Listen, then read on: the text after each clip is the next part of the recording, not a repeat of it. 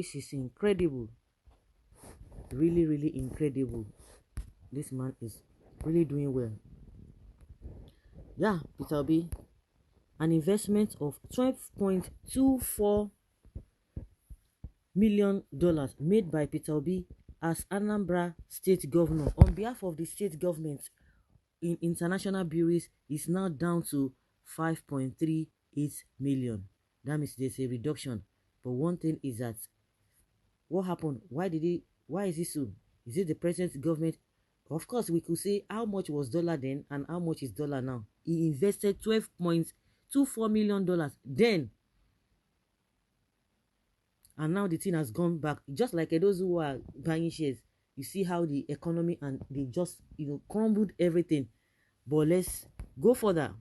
Peter Obi had claimed in an interview with Arise TV in 2018 that he invested over $20 million in international bureaus on behalf of Anambra State as a governor, and that the investment was worth almost $100 million at the time. In the interview, Obi said, tomorrow they are commissioning a facility in Shagamu International Bureaus. The biggest bureau in Africa, Anambra State, is the single highest shareholder in that facility. I invested in it over 20 something million dollars. It is worth almost 100 million naira today. That is what government should do. This has been debunked by the governor of Anambra, Professor Chukwuma Soludo. On Monday, Soludo debunked reports that a $20 million investment made by a former governor of the state, Peter Obi, was now worth $100 million. Obi is the presidential candidate of the Labour Party in the 2023 presidential elections. A Facebook user had also credited a statement to Soludo alleging that a $20 million, which Obi allegedly invested on behalf of the state in the company, is now worth $100 million. Mr. Obi's $20 million investment in Anambra worth $100 million today, Charles Chukwuma Soludo, the Facebook user, had said. Reacting to the claim on his verified Facebook page, Soludo said, "Where did you read or hear me make such false statements? The fake news has been roundly debunked by the team. We can carry on with campaign for our preferred candidate without consciously misleading the reading public. The report is fake and never emanated from me. Thank you."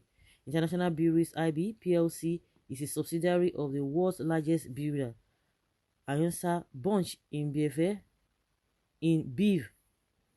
a multinational drink and brewery giant based in Leuven, Belgium. In its 2021 audited financial statement, the company said it holds 43% economic interest in International Bureaus PLC, a publicly listed company in Nigeria. According to a report by The Nation, AB InBev merged in Nigeria operations under a single corporate entity in 2017. It had three indirect Nigerian subsidiaries: International Bureaus PLC, Interfact Beverages Limited, and Paddock Breweries Limited, and so on. However, in a statement obtained by the cable on Tuesday, Ifeatu Onejeme, Anambra's finance commissioner, said Peter Obi's administration invested the sum of which is equivalent of $12.6 million at the then average CBN exchange rate of 150 naira. Now, Anambra finance commissioner said Peter Obi's administration invested $12.6 million at then average CBN exchange rate of 150 naira in Interfact Beverages Limited, a greenfield brewery set up in Onitsha by Sabmiller Breweries of South Africa in 2012. According to Olujeme, the state government still holds 407 million ordinary shares of International Bureaus PLC in exchange for the Interfact Beverages Limited investment.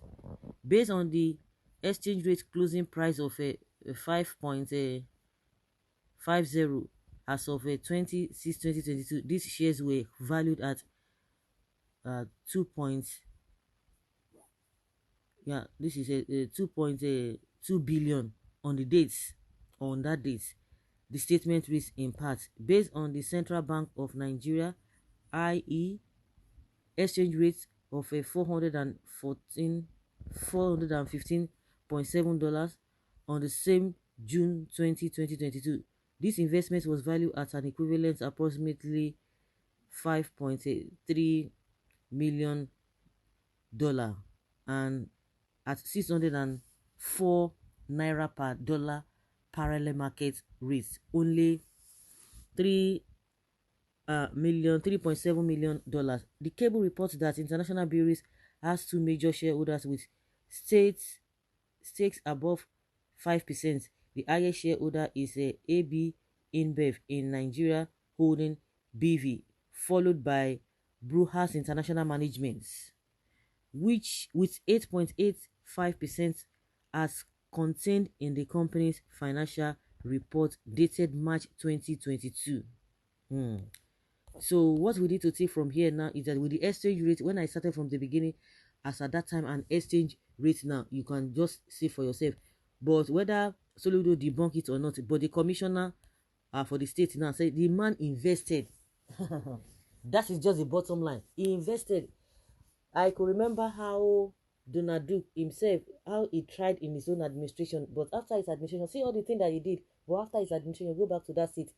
What supposed to be giving Nigeria a very, very, very high prestige. See how they have scattered the Sinapa and other things that are supposed to be bringing revenue to that state and to even the country, but they scattered it. So the same thing Obi did, but one thing is that he invested the money. Some people say, hey, he just invested the money, he didn't do it, he didn't steal it, but now the money has multiplied. You can use it. There are some areas that some of the monies that he invested really got multiplied. And that was when this man, that was not even what he even invested, the one that even kept in the coffer of the government treasury. Obi'S went there to go and pick money from them. So if he has squandered the money just like the other ones will be squandering, you think somebody will just go there to go and do this? And that did not even stop him. He did a lot of things. Some people just said, oh, he just kept money, he didn't do anything. That means you don't know what you're talking about. You go back, the records are there. The records are there for everyone to see. Not that some people tell you that they are generating money, but the whole place is just, people cannot even feel it. People cannot feel it. And Nigerians are like, oh, irrespective of whatever you guys are saying, this man invested the money. Well, this publication is falsehood at its finest. A little research will show you it was never a bad investment. The guy invested 1.9 billion naira in 2014. Today, it is worth 2.24 billion naira. That is over 15% capital appreciation, aside consistent dividend yield. The lower dollar investment value is as a result of our naira devaluation. 150 naira in 2014 versus 608 naira today, caused by the ineptitude of this government. All Nigerians are in the same shoes when it comes to the whole the worthlessness of the naira. Regardless, Obi is not a foreign investor who needs to convert naira to dollar.